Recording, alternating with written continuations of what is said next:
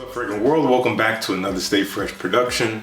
My name is Justin Copeland. On this channel, Stay Fresh Productions, we talk about all things dealing with fragrances, critical discussion topics, recommendations, top 10 lists, and everything in between. Any interest in that kind of content, you're in the right place. Join the Freshest Squad here on YouTube by subscribing. That gets you entry into the Fresh Squad. You will enhance, improve, evolve, elevate, all of these upward words to your freshness. And again, your freshness is a vibe. It's a way of life. It's how you present your best self in every situation you're in, putting your best foot forward and definitely using fragrance as a foundation of that. You'll feel it and others will smell it. Now today we're diving a little bit deeper into a brand that I was put onto recently. I've seen it here and there around, and I know a lot of people do like their products, and they reached out to me. They said, hey, we want to send you a few of our products for review. I said, sure, let me check them out. And we are talking about Sensual Obsessions. They do make clones or copies or dupes, whatever you want to say, of some well-known and maybe lesser well-known niche and designer fragrances, but they do seem to have quite an array of niche, and that might be one of their primary focuses here. So they sent me 3 fragrances, and I gotta say, I was a little bit surprised by them, especially one of them, which we'll get to. So I'm gonna really briefly kind of dive right into this. I'm gonna tell you what I think of the 3 fragrances that they sent, how they compare to what they are copying, and then let you know where you can find them. We do have a little discount, so make sure you stay tuned to the end to figure out how you can save some money if you want to check out Sensual Obsessions. You can see they come with these beautiful little felt-like bags where you can carry them in. They're very soft, very supple, and they'll keep the bottles safe if you're going to be traveling with them, just to transport them or anything like that. It's a really great touch. Real nice bottles, very simple stock design, but I like this type of 30 ml bottle, this rectangular size. You don't see it very much. It's clean, you got a nice thick base to it. The plastic cap is fine, but they do add a nice touch with the sticker on the cap. As I said, this is a 30 ml size. I believe they also have a 50 milliliter size for all their fragrances. The 30 milliliter sizes run about 35 bucks. Not a bad price, especially since a lot of these are very strong. And the 50 ml sizes I think are about 60. So you're paying a decent price for a fragrance that is going to perform well, and again we'll get into that. So we're going to start with the first fragrance here, and this one is called Cabin on the Beach. I was really interested to try this one because I was skeptical. This is cloning one of my favorite fragrances, period, and that is Beach Hut Man from Amouage. And I was curious, man, how close can they get? Beach Hut Man is a powerhouse. It is an incredible scent. It is a very potent scent. There's a lot of nuance to it. So I did put them side by side on my skin, and I can report that the general vibe is here. If you smell this, you might think you're smelling Beach Hut Man. The way that I would describe the differences between them is that, again, the vibe is here. You get a lot of that green, fresh mint. You get a very green, herbaceous feel from it, woody and grassy. Again, reminiscent of like the brush or bushes or trees and things like that, but in a very fresh and uplifting way.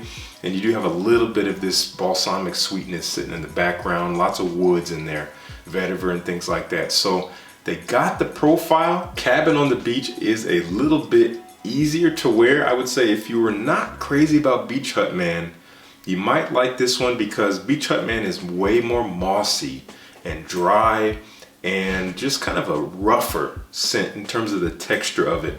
Whereas Cabin on the Beach is a little bit more smoothed out. I'd say the blend is kind of, for lack of a better word, they kind of smeared everything. Everything is smeared together, it's smoothed over. So it's a little bit easier on the nose. It is the same general profile, but if you could imagine Beach Hut Man being more appealing, more mass appealing in a way, not to say they watered it down or anything, but it doesn't quite have the same level of like in your faceness as Beach Hut. It is pretty powerful. I was getting some good performance out of it. Beach Hut Man is still stronger for me. This thing still pushes, it still lasts 15 plus hours. It's ridiculous, but this thing is no slouch from Sensual Obsessions, especially for the price that you pay. I do think this is a suitable alternative. Which one do I prefer? I still prefer the original. I love Beach Hut Man, but I can easily recommend this as an alternative if you don't want to spend Beach Hut Man money. Some people say Beach Hut Man smells a little bit vintage, a little old in a way. I get that vibe. Cabin on the Beach is maybe a little bit less of that, so a little bit more wearable perhaps. Solid clone. Again, good performance, smells pretty close to it. Can't complain. Now, the next two fragrances I'll be talking about, I don't actually own the originals, but I have extensive experience with them over the years. This next one up is called Moroccan Knight, and I was really curious about this one. This is a clone of L'air du Désert Marocain from Andy Tower Perfumes. I had a decant of that one for years that I would always come back to. I always find it really interesting. I never was moved enough to get a bottle of it, but I do find it a very timeless scent, kind of a masterpiece, a very transportive fragrance. Now, it's been a couple years since I've smelled the original Tower, but this instantly brought me back to some of the feelings I had when I did smell the original, when I had a decant of it and I would wear it here and there. This is really close. I would say, again, just to my memory, which is not perfect, this is even closer to L'air du Désert Marocain than Cabin on the Beach is to Beach Hut Man. You get that arid, dry, but sweet, ambery warmth with spices that you get out of L'air du Désert Marocain. It hits you, it's dusty, again, dry, kind of like being out in the desert. The sand has been baked by the sun all day. It's not the heat of the day, you're not under the sun exactly. The sun is set already, but the desert has been hot all day long, and you get that smell and that feeling from the sand itself. Spices, they talk about like a spice market in the distance. This is nailing it. I gotta say, this is nailing it. I will say on my skin, my particular experience with it, there was something about the scent that I wasn't crazy about. I can't even explain it to you, and it may not be something that you will experience. There was some particular note that it didn't smell bad, it was affecting me in a strange way. It was actually kind of making me a little nauseous or giving me a headache every time I would smell it too closely. So I'm not putting that as a knock to the scent, because I just think that my skin did something strange with it. So your mileage may vary, but I can still recommend it. It smells really, really good. It smells very, very close to the original to my experience, but I'm not the definitive source in that because unfortunately I don't have the original. But if you're looking for a $35 version of it that smells really, really close, that performs very well, this is a good choice. Moroccan Knight, I'd say go for it. Check it out if you're interested in this kind of scent profile. And finally, this was the biggest surprise. And I did talk about this in a recent video. I did my top 10 cheapy fragrances for the fall. This made the list. This is a clone of a fragrance that I actually don't really like that much. And I'm kind of in the minority there. The fragrance is Angel Share from Kilian, from their new liquor collection, and that one just rubbed me the wrong way. It behaves weird on my skin. Not everyone has this experience, but on my skin it turns rubbery and kind of burning, like a burnt rubber kind of smell, which I just had to scrub off.